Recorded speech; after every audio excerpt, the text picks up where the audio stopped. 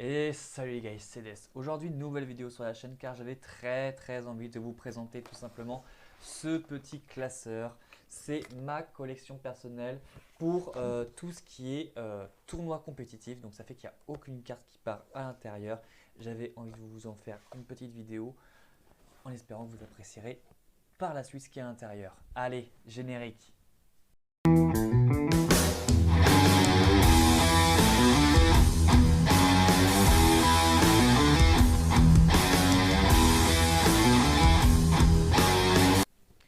Allez, sans plus attendre, j'ai envie sincèrement de tous vous montrer le classeur qui m'a permis de faire de nombreux tournois, de faire certains résultats, bon, sans en 14 malheureusement, mais sans ce classeur-là, je ne serais pas le joueur que je suis aujourd'hui.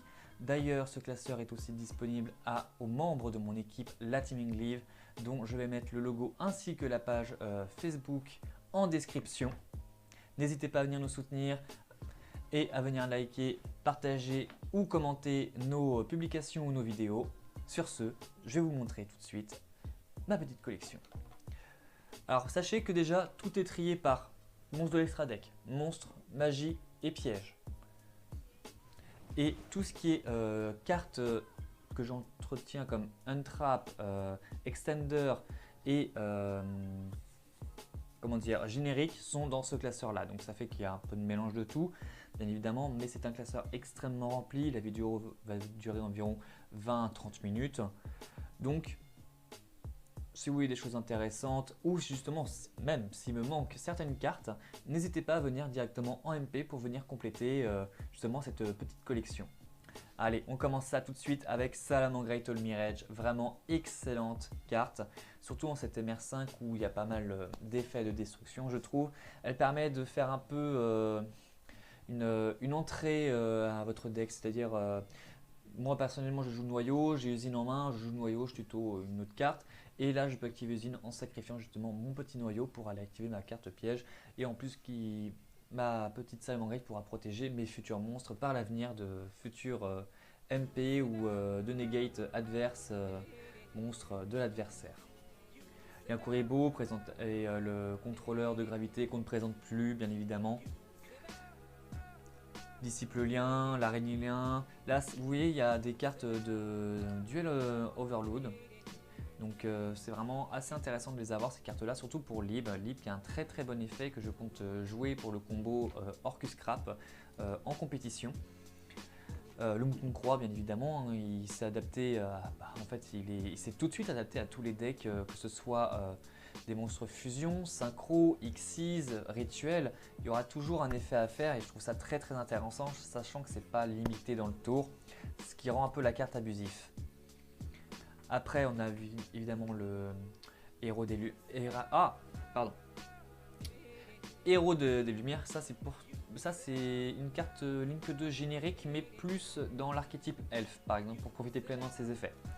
On va skipper un peu rapidement bien entendu. Là vous voyez Transporteur Union, excellente carte. Crystron, excellente carte d'ailleurs. Je vous mets le lien de ma vidéo ouverture duel en surcharge dans la description si vous voulez la voir. Romulus pour le deck Rocket, je possède aussi un deck Rocket Link, donc excellent dans ce deck. Spadin, ça des flammes assez bon dans les decks guerriers. Après avoir par la suite la Link de Préda Plante excellente, surtout en ce format MR5.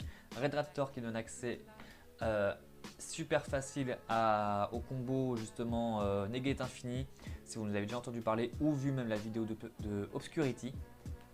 Ensuite, là c'est plus des anciennes cartes désormais, par exemple le Gadget Platine, Dunkley Port, le Seigneur Structure Psy, qui est quand même intéressant à jouer avec le package Psyframe, et on a les Invocatrices. Et j'ai une autre Anaconda, comme vous le savez si vous avez vu ma dernière vidéo, j'en ai commandé une de peur de ne pas la choper. Ensuite on va passer au Link 3. Link 3 j'en ai vraiment pas beaucoup, j'ai un Chevalier Fantôme qui est malheureusement banni parce que cette carte était vraiment abusée. Décodeur, Bet Mecha, voilà, c'est des cartes maintenant qui vont vite revenir encore et encore en réédition. Parce que Décodeur c'est la carte du héros, Bet Mecha ils l'ont sorti que très récemment. Donc voilà. Après on va vite passer par exemple au Link 4. Là, la dernière page de Link 3, donc vous voyez par exemple il y a Simor qui permet de faire la Negate Infinie. J'ai Trisbania topologique. Alors par contre Trisbania topologique, ça c'est la version duel dévastateur, mais j'ai sa grande sœur juste ici, Trisbania topologique en anglaise par contre. Euh, en MP19 de cette tiers en secret, donc un petit up de rareté qui fait toujours du bien et c'est toujours intéressant à faire en late game par rapport au time. Firewall, carte mythique bien évidemment, Saruja, on n'explique même plus, Dragon Boom, Abomination, Avramax, voilà, je n'ai rien à dire par rapport à ça, vous les connaissez tous, c'est vraiment une présentation de mon classeur et de certaines cartes que nous pourrons jouer en compétition.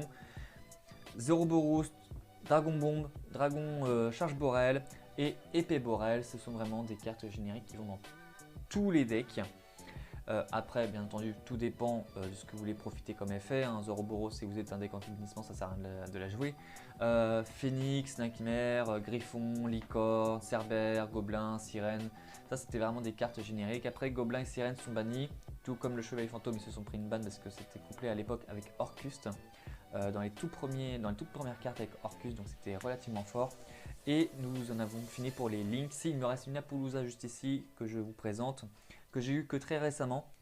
Et on va passer maintenant aux fusions. Alors aux fusions, en générique, on ne peut pas passer à côté de Moodragon. Moodragon, c'est vraiment excellent si vous êtes un deck multitype, c'est-à-dire feu, vent, terre. Vous aurez toujours un avantage avec une super poly sur l'adversaire parce qu'il demande 2 monstres de même attribut, mais de types différents. Dragon Fusion Venin Affamé, Venimini, les Prédaplantes et Calice du Monde, c'est vraiment des cartes assez génériques qui sont maintenant rééditées et de nouveau encore rééditées tellement elles sont génériques et assez fortes. Chimère Violette, Chimère Diplex, Golem de Terre Ignister, Intess et le Renoncé sont vraiment des cartes excellentes. Le renoncer surtout avec, enfin les deux renoncer surtout avec instant de fusion mais maintenant qui est limité, ce qui est un peu dommage, on ne peut plus trop vraiment abuser, ce qui est tout à fait compréhensible parce que maintenant la Link 2 Prédaplante est sortie, donc c'est plutôt une banlist prévoyante pour éviter tout abus. Après on va passer directement au Xyz, je vais faire comme d'habitude parce que sinon la vidéo va durer environ une demi-heure. Babushka, Kobogagaga, classique, voleur du temps, pardon, et numéro 26, c'est des cartes assez bien. Je préfère toujours Kobogagaga, mais après il y a des cartes encore Xyz, encore plus génériques que celle-ci, qui vraiment sont jouées au niveau compétition. Je pense par exemple à Résident des Abysses, à Degusto Emerald, qui en plus a été réédité justement dans les duels Overload.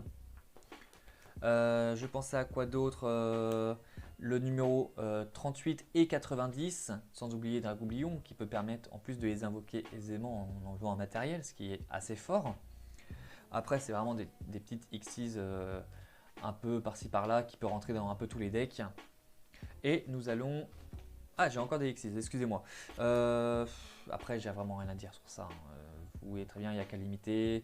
Il y a les Utopies, il y a Pléiades. Vous savez tous très bien c'est quoi comme deck, dans quoi ça peut rentrer. Mais c'est quand même des cartes qui ont été rééditées et qui ont un impact quand même assez impactant sur la méta. Surtout en cette saison de MR5 où rien n'est sûr encore sur la méta. On sait à l'avance que Adamassia sera par exemple entre tier 2, tier 1, Eglish pareil. Orcust peut-être tier 1, surtout avec Girsu qui sort dans Eternity Code. Donc à voir par la suite. On va passer directement au synchro. Alors au synchro, je joue personnellement le Dragon Charge Borel dans Orcust ainsi que dans Rocket. Le Dragon Berserker aussi qui est très intéressant. Et après c'est vraiment des cartes qui vont dans un peu tous les decks, genre Trishula, Lion Naturia, les Bouillants. Après ça c'est vraiment des cartes que vous pouvez avoir dans duel dévastateur de duel qui sont vraiment excellentes et qui peuvent vous permettre de rentrer dans la compétition tout en ayant accès à vos on-trap. Pardon, je regardais si mon micro était correct. Le Psy-Frame, toujours intéressant. Il est limité, mais quand même un très bon effet. Ensuite, on va passer aux monstres. Alors tout de suite, vous voyez Nibiru, Dino Luther. Voilà, on ne se pose pas la question. Je suis personnellement un joueur OTK Go second. Sphère de rat, bien évidemment. Après, là, c'est vraiment des cartes qui peuvent se jouer en main deck, tout comme en side. Tout dépend de votre deck, bien entendu. Démon de la vanité, qui est un enfer pour tout ce qui est deck d'Invox P, combo. avec Démon Majesté et Maître de la Vanité. Donc c'est vraiment assez intéressant. Après ça c'est du Dude, si je dis pas de bêtises. Du Dude, voilà, donc ça c'est sûr vous aurez dedans. C'est pas un placement de produit pour Dude, hein, je vous rassure, c'est vraiment, je vous montre un classeur de compétition car j'ai mis assez de temps à le remplir. Au départ j'en avais pas autant, je devais à peine avoir encore quelques pages genre comme ça, un nombre de pages comme ça, mais sans qu'il y ait les cartes là-dedans, vous voyez. Parce que j'ai repris Yu-Gi-Oh! Il y a 5 ans, j'ai désormais 23 ans, donc j'ai repris à mes 18 ans, donc vous voyez ça se cumule très vite et je me suis récemment lancé vraiment dans le compétition. Au départ je mettais juste des petites cartes de côté comme ça, je me disant que ça pouvait servir et au final dans les années on en apprend plus évidemment et on cumule de plus en plus de cartes de staple qui sont utiles. Après évidemment les fantasmiques où j'ai craqué une facile 200 € dedans parce que j'avais chopé un peu de dualité en ultimate dans les OP10 ou OP11, je sais plus dans laquelle c'était. Donc c'était pour avoir au trail, comme ça je pouvais les payer moins cher parce que c'était vraiment la carte à avoir en MR4 si on voulait essayer de faire du résultat. Encore à l'actuelle, elle est encore assez jouée mais beaucoup moins impactante en cette MR5. Après bien évidemment le package artefact, j'ai le piège The Sanctuaire Artefact qui est bien entendu dans la catégorie piège qui est un peu plus loin par là, vous voyez, hop, voilà. Voilà, on a quand même pas mal de pages à regarder, sans vous mentir, ce classeur là je sais même pas combien il vaut, il dépasse facile les... Tellement il y a de cartes de rareté différentes de première édition, je dirais qu'il dépasse facile les 800 € à tout casser. Alors qu'au départ c'est des cartes que j'ai récupérées pour rien. Dragon Buster, Union Carrière, Dragon Buster, ça vous dit quelque chose? Si oui, bienvenue au club.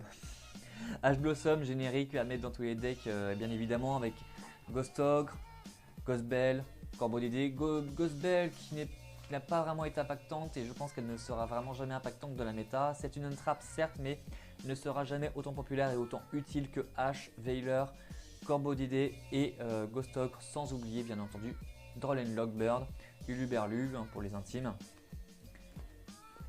Vous voyez Ghost Sister, Ghost Sherry qui a été très populaire en MR4, début d'MR4, surtout quand Salas sortait, parce que Salas c'était vraiment le deck à éliminer. On mettait exprès des faucheurs cerises pour envoyer notre propre Salas au cimetière. Par exemple, on faisait exprès, quoi, juste pour ça, pour les envoyer au cimetière, c'était fou. Et la dernière Ghost qui est sortie, c'était justement Floraison Rouge sur la Rachine. Alors, je sais pas si on peut vraiment la catégoriser comme une nouvelle Ghost Sister comme les autres, bien évidemment, parce que si vous avez tous remarqué quelque chose, ce n'est pas un synthoniseur, tous les autres sont synthoniseurs.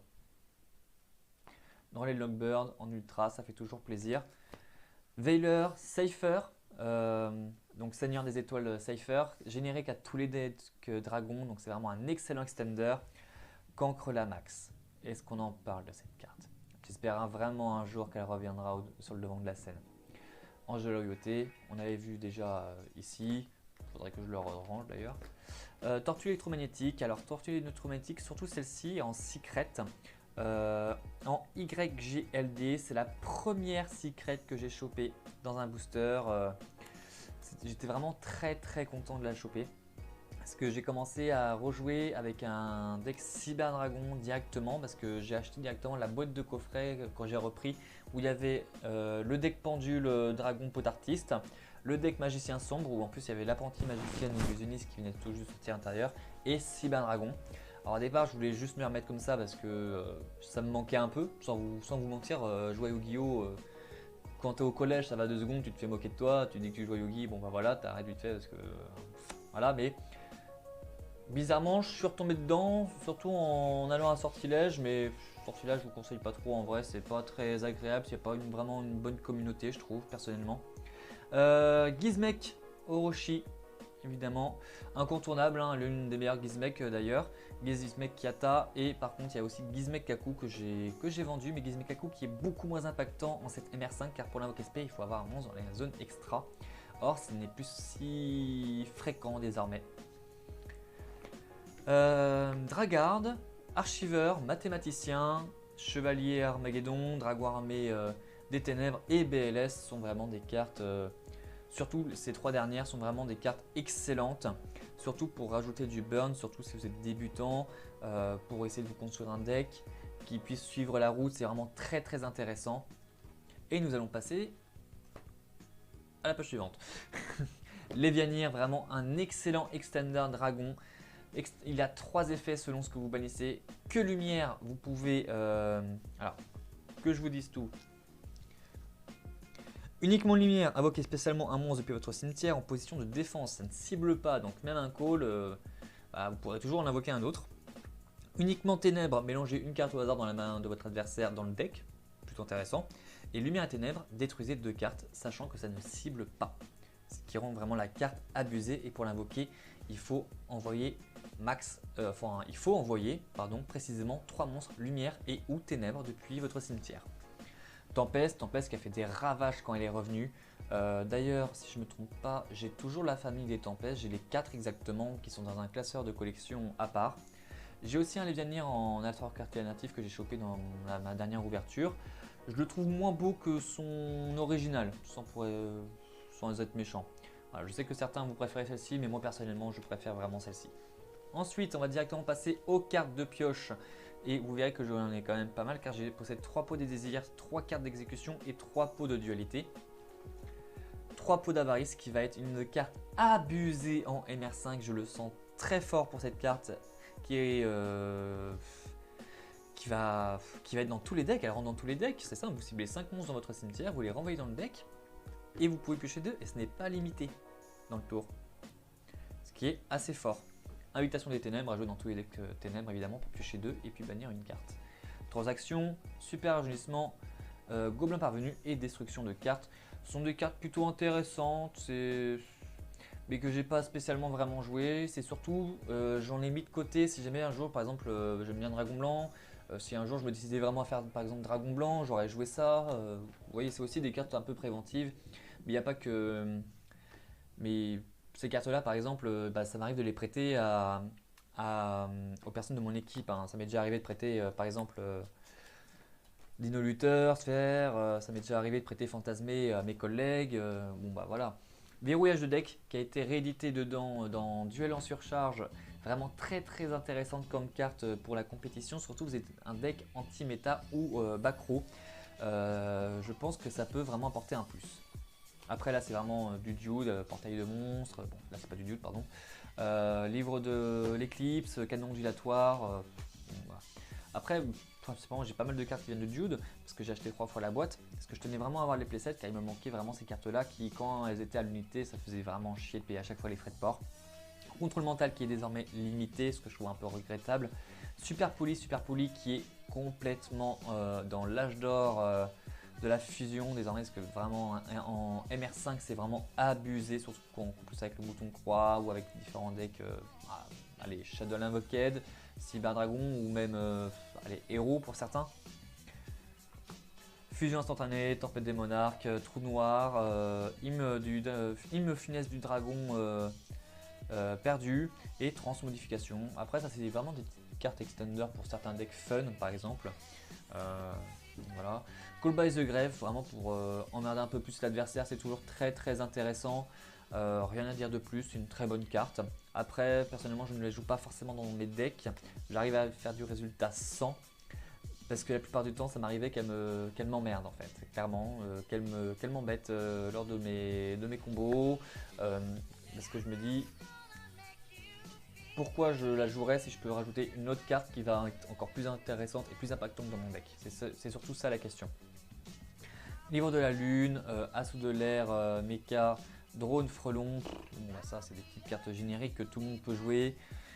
Enfant de l'armée, surtout si vous jouez évidemment des decks guerriers. Là on va passer au plus gros du classeur, c'est-à-dire les cartes PTNP, car je suis un joueur qui déteste les personnes qui jouent anti-méta, qui jouent, enfin je joue anti-méta mais anti-méta pour le fun, qui jouent Altarghest, Gourou, tout ce qui est deck contrôle, vraiment je déteste ça, donc c'est pour ça que j'ai une ribambelle de cartes contre les cartes magie piège.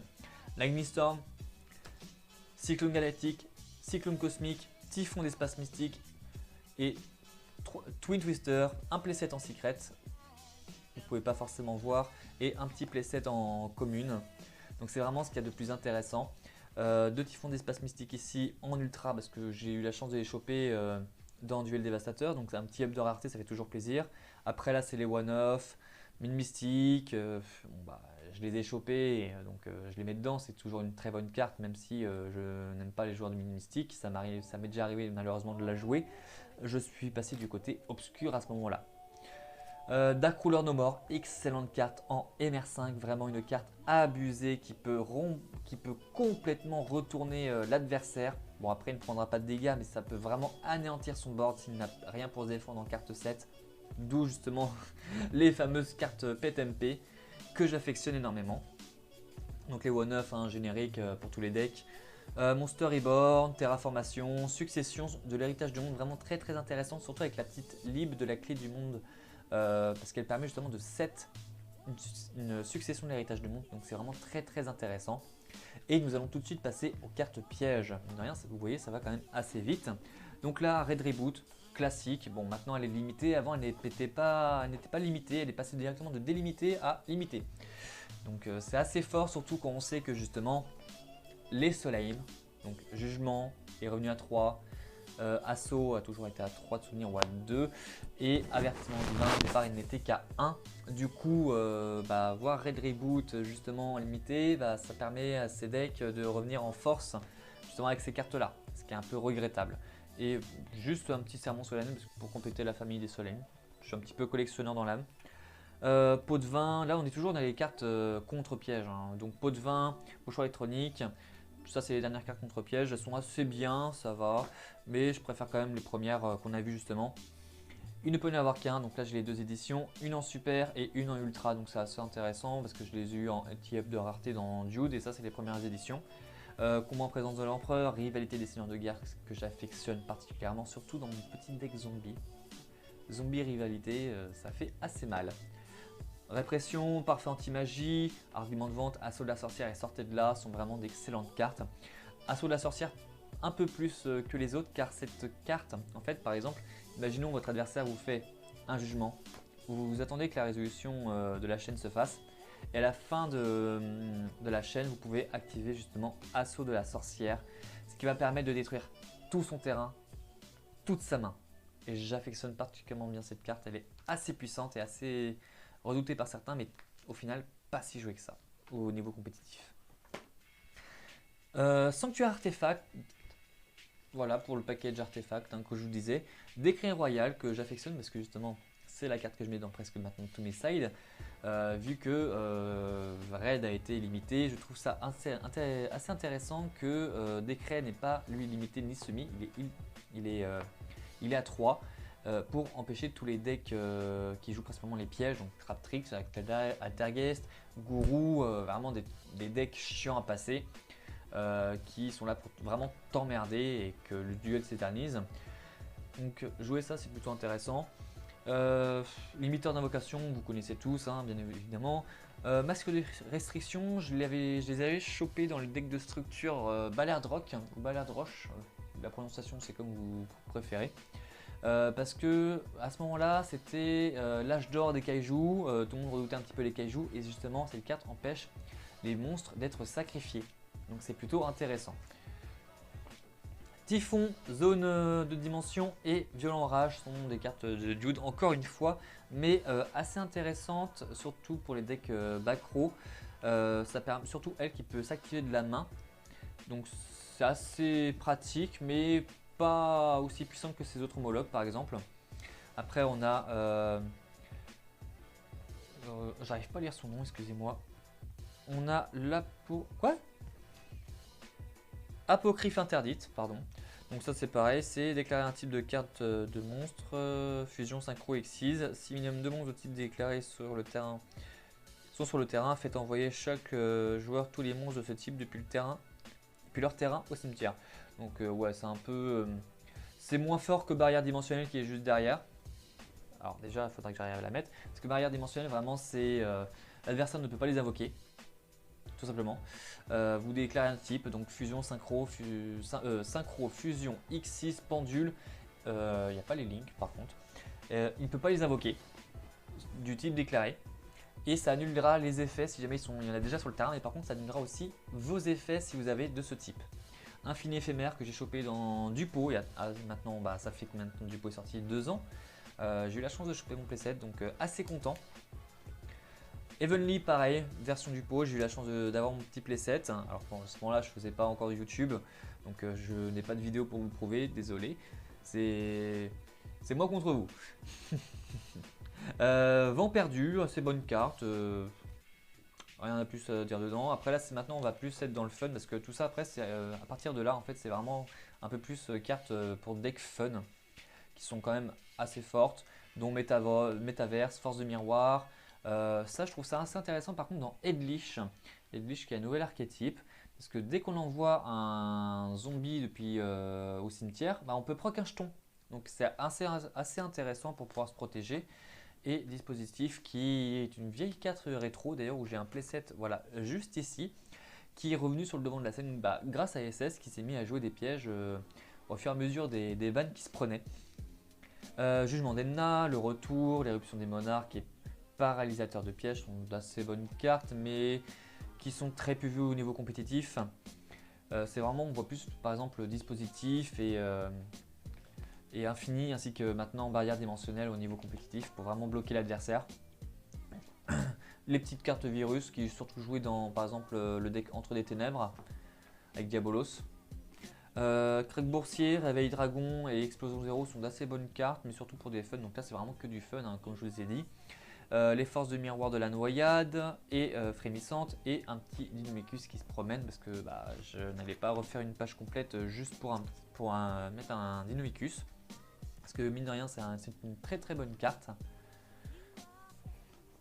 Un souffle d'aigle de Phoenix, c'est une assez bonne carte, mais une assez bonne carte rétro aussi, parce qu'elle était assez jouée auparavant, mais maintenant elle ne l'est plus du tout depuis maintenant plusieurs années. Tout comme ses amis les virus. Et après, on est sur des petits Face Hunter personnalisés juste ici, que j'ai commandé par un gars qui faisait une petite annonce sur Facebook, qui faisait des Face Hunter. Je me suis dit tiens, pourquoi pas. Alors j'étais fan de ça là avant, j'étais fan de Lévianir parce que c'est ma carte favorite par rapport à l'illustration et par rapport à ce qu'il peut te mettre sur le terrain. Et Fantasmé parce que quand j'ai eu les Fantasmés, j'étais tout content. Du coup, j'ai fait tu peux me faire un Fantasmé. Voilà. Ça indiquait bien la nature de j'ai fantasmé dans mon deck, fais gaffe à ce que tu joues. Puis après c'est des petits trucs personnalisés, sauf celui-ci, ce qui est assez sympa. Bon, par contre, comme vous pouvez le voir, c'est sur une vraie carte, tout comme les autres en fait. Mais j'adore cet artwork décoratif sur Infini, c'est vraiment l'un des meilleurs. Dommage qu'on ne l'ait pas représenté comme ça sur ces mêmes couleurs là, vraiment un petit peu orangé rouge en fond. Il est beaucoup plus classe comme ça, même. J'ai toujours une petite préférence pour la version originale. Puis après, encore des petits Face Hunter Cyber Dragon personnalisés. Oui, je suis un joueur cyberdé de toute façon, donc forcément j'aurai forcément des Face Hunter personnalisés par rapport à mon deck fétiche. Et puis après c'est des petits jetons Kaiba, jetons Farstar, jetons Dragon Duel et jetons Jurassic, un petit jeton tout simplement. J'ai pas les jetons Nibiru parce que je trouve que c'est assez mauvais parce que les jetons en fait tu es obligé de les avoir face recto sur ton extra deck. Du coup si le mec il voit que tu as jeton Nibiru, il va se dire ok tu as Nibiru dans le deck ou dans le side deck, donc ça donne une information un peu à l'adversaire, chose qu'on ne veut pas vraiment donner. Et aussi un petit conseil, il peut y avoir des joueurs qui fassent du repérage de cartes, c'est-à-dire qu'ils vont voir chaque carte que vous jouez. Par exemple si vous jouez une Veiler, il va regarder votre carte et il va essayer d'enregistrer un peu l'extension ou la rareté. Et par rapport à ça, il va se dire ok, il en a une de cette rareté là ou de cette extension là. Est-ce qu'il pourrait en avoir d'autres? Qu'est-ce qu'il pourrait m'indiquer comme quoi il lui en reste? Des choses comme ça. Par rapport à toutes les cartes justement de recycling, ça peut. Je sais que ça peut être idiot, mais ça m'est déjà arrivé de tomber en compétition sur des joueurs comme ça qui faisaient du repérage. En tout cas, j'espère que la vidéo vous a plu de mon classeur d'Extender Untrap de compétition. N'oubliez pas de vous abonner, de laisser un petit commentaire si la vidéo vous a plu, d'aller voir, pardon, c'est là, le le petit abonnement à la page Facebook Team Englev. On est là, on fait de notre mieux pour la compétition. Tchuss!